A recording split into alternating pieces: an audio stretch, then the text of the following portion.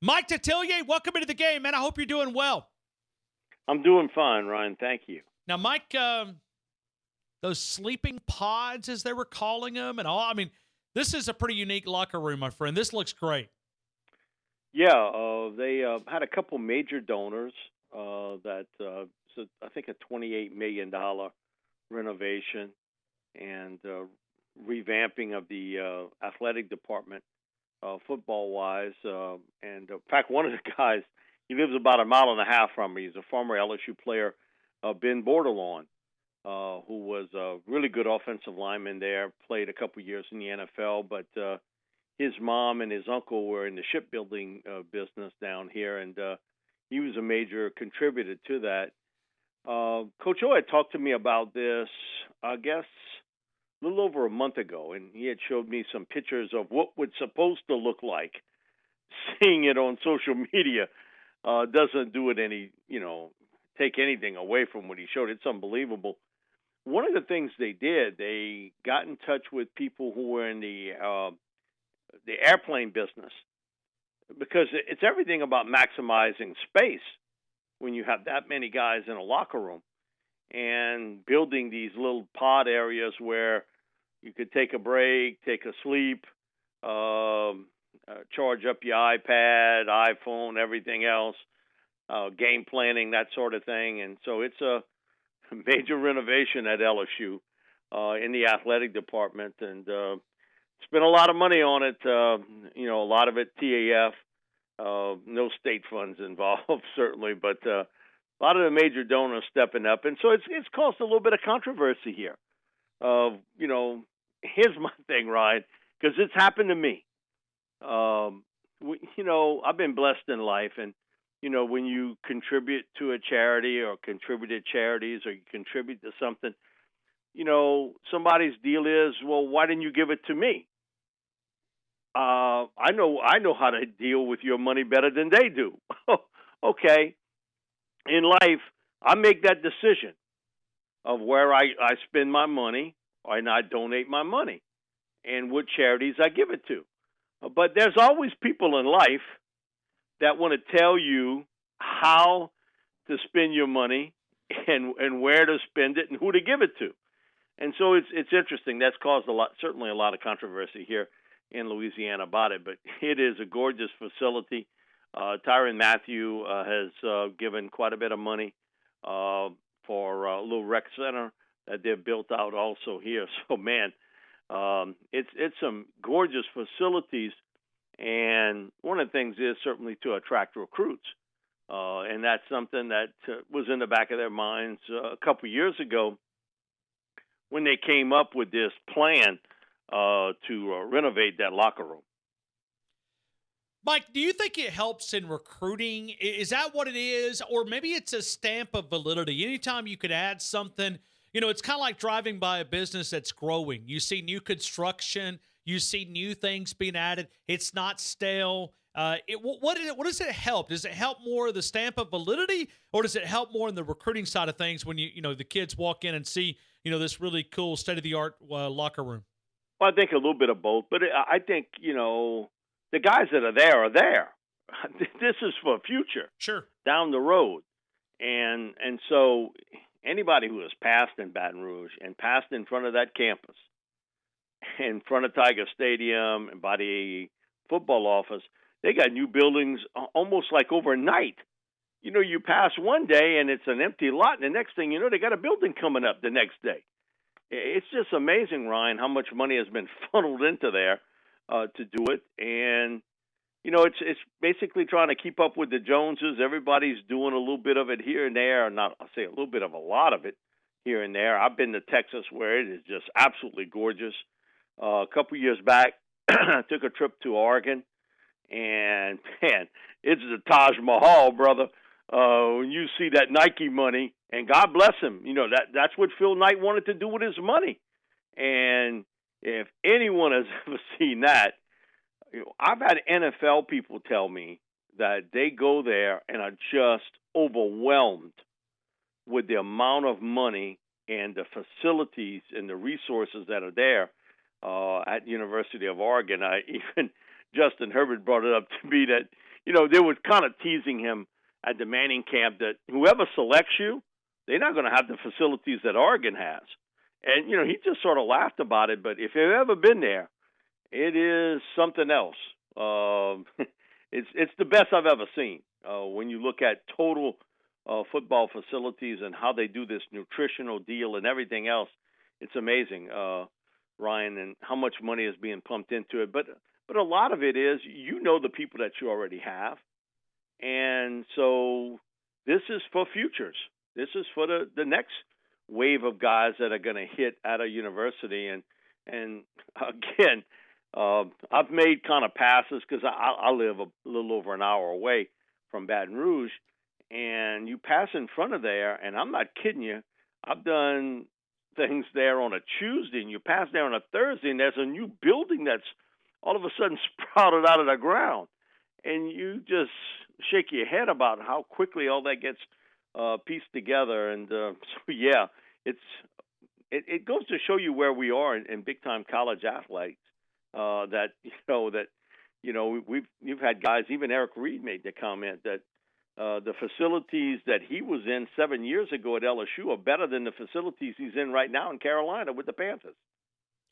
Mike, I want to get into a couple different things. A lot of people are talking about Georgia and Notre Dame, and one of the reasons why is because a game that both of us are affiliated with and both of us love to be able to take in. I think it's a heavyweight contest when you look at Alabama and LSU. CBS only has a chance to do one of those big primetime games so they can do a doubleheader.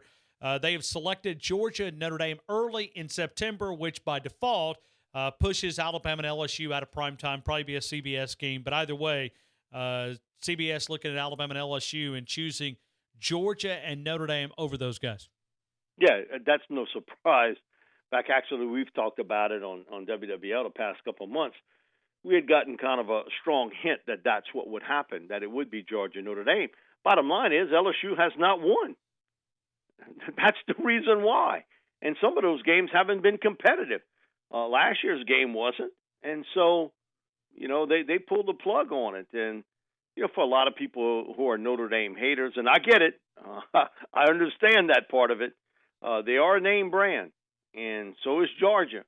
And so they got that opportunity. And if the games were closer or LSU had won a couple, we wouldn't even be having this discussion, Ryan. The bottom line is Alabama has dominated LSU. And that's why that game got changed. It's total domination. The other thing, too, is does ESPN pick this up as a primetime game, meaning 7 o'clock? So that's the other flip of this. While CBS passed on it, does ESPN pick it up on that realm? Man, if I'm them, I'm throwing all my cards in and say, hey, listen, let's take a chance on it.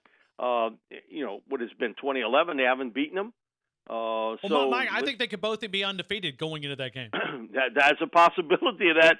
And all I know is if they're looking for a more competitive game, they're not going to get it. All I know is I think Georgia beats Notre Dame and beats them pretty good. I think it's a double-digit win by the Bulldogs over Notre Dame. But the reason it's not on has been because of the fact LSU has not been able to get on the field. And some of those games have been close. You and I were at one when it was 0-0 at the end of the third quarter. But, you look at what last year's game was, people clicking that off at halftime. Unless you're an Alabama fan, LSU wasn't coming back from that. So LSU's non-competitiveness with Alabama forced CBS's hand here and putting Georgia and Notre Dame on. I don't think there's a debate about that. We've talked about that almost in nauseam here. And some LSU fans are all upset about it. But my thing is, no, you got to face reality. That's why they're not on.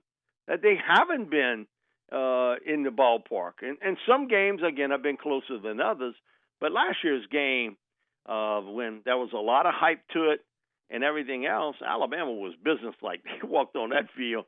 And LSU was hyped up. The coach was hyped up. Everybody was hyped up. Alabama walked on in Tiger Stadium.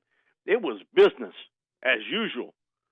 There was no sweat about that. They took a business-like attitude. We're going to do what we've done in the past, and you can do whatever you want. And that business like affair worked. They totally dominated LSU from start to finish. Mike, let me take you to Gainesville. Year number 2 for Dan Mullen. They get started on practice because of week 0 coming up on Thursday. They practice, they do Friday night lights, and so college football practice is going to be on us here in the next couple of days. How good is Dan Mullen as a football coach, in your opinion? We know who's the best of the best, and that's Nick. I think if and Dabo is right there. He's those two guys right now are the two dominant coaches in college football. Right now, if you had a realm of a second or third tier of coach, Dan Mullen's in it. Who won big at Mississippi State before, and kept it that way? Nobody. A lot of people tell me, well, Jackie Sherrill did. He did for a little while, but that waned out. He goes hit this JUCO stuff, and eventually that catches up to you after a period of time. But, man, what he did there, he was able to recruit well. I think he's a really good X and O coach. He relates well to the quarterback position naturally. And look at the difference in Felipe last year and the year before. Night and day difference. And you know what? He handles the offense. Grantham handles the defense. Now, Todd's unique because he reminds me of a guy that coached here with the Saints in Greg Williams. They have a lot of similarities, just the way their personality is. And Grantham's always been, because I've been in coaching clinics with him, is, man, attack the quarterback. Just get after the guy. Play the run along the way, but, man, put that quarterback down.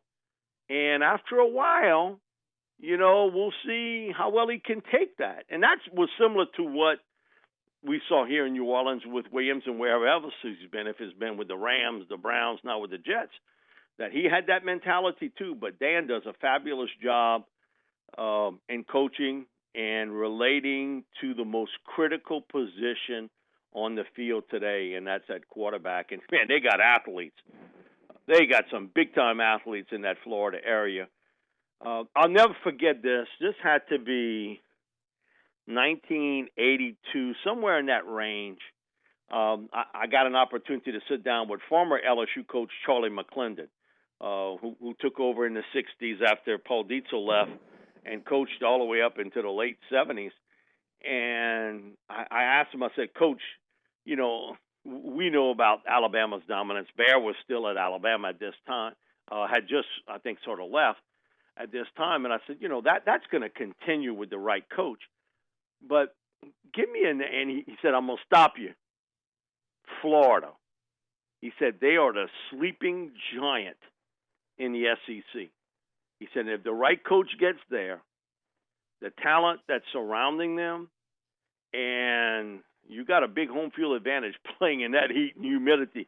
If you catch a northern team that comes down and plays you in September, October, hottest game I've ever been in my entire life.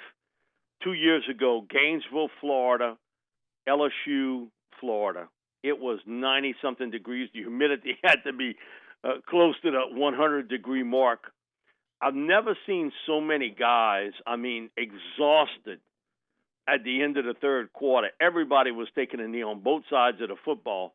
And Tom Petty had just passed away, who was a Gainesville native. And, man, they cranked up, don't back down. It was fitting for that. But, man, Dan Mullen can coach, Hoss.